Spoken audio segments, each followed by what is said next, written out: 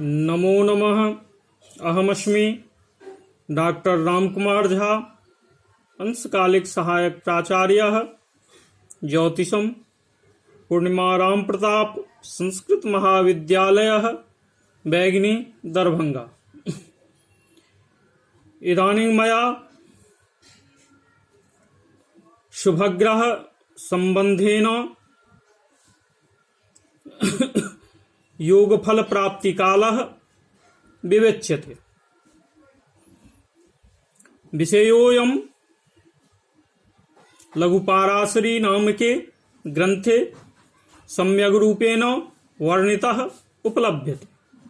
तथा हि दशास्वपि भवेद्योगः प्रायसो योगकारिणोः दशाद्वयी मध्यगतस् तदयुक् शुभकारिणाम्। अर्थात प्रायसो बाहुल्येन योगकारिणोः ग्रहयोः या दशाद्वयी दशाद्वय समाहार तस्यां तदयुक् शुभकारिणां योगकारक ग्रह संबंध रहितानां शुभकारिणां दशासु अंतर्दशासु योगः शुभ प्राप्तिर भवेत्। यथा नवम दशमाधीशयोः संबंधात् यदि भाग्ययोगः स्यात् तदा नवमेशस्य दशमेशस्य वा दशायां पंचमाधिपतेरन्तर्दशायां भाग्ययोगावाप्तिः स्यादिति।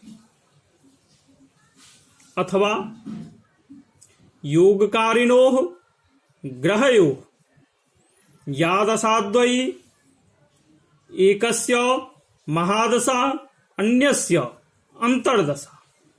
यथा नवम दशमाधीशयोः संबंधे दशमेशस्य दशायां नवमेशस्य अंतर्दशा अथवा नवमेशस्य दशायां दशमेशस्य अंतर्दशा तन्मध्यगतो योगः तदयुक् शुभकारिणां तत्संबंध रहितानां शुभकारिणां दशासु प्रत्यंतर दशादिषु सुयोगो भवे द्वितीयर्थो ज्ञेयः इति। अर्थात किसी योगकारी ग्रह की दशा हो, उसमें संबंधी योगकारी ग्रह की अंतर्दशा हो, तो इन दोनों के संबंध से रहित जो शुभ ग्रह उनकी प्रत्यंतर दशा में अवश्य निश्चय ही शुभ फल की प्राप्ति होती है। यहां पर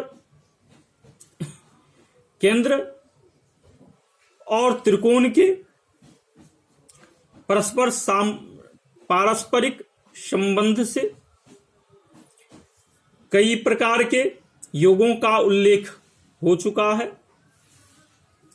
इस श्लोक में यह चर्चा की गई है कि योग जीवन की किस अवधि में घटित होगा।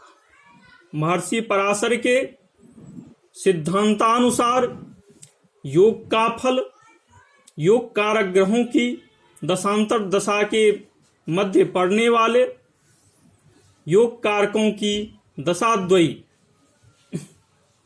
अर्थात एक की दशा और दूसरे की अंतर्दशा संबंध रहित शुभग्रह की प्रत्यंतर दशा में शुभ फल मिलता है। कभी कभी देखा जाता है कि योग कारक ग्रहों के मध्य पड़ने वाले शुभ ग्रहों की दशाओं में योग का फल घटित हो जाता है। लेकिन यदि मध्यगत दशा का स्वामी पराशर के मतानुसार अशुभ हो तो उसका फल कब मिलेगा, यह आगे के श्लोक में आचार्य ने कहा है, जो हम अगले व्याख्यान में आप लोगों के समक्ष प्रस्तुत करेंगे। इत्यलमिति शम।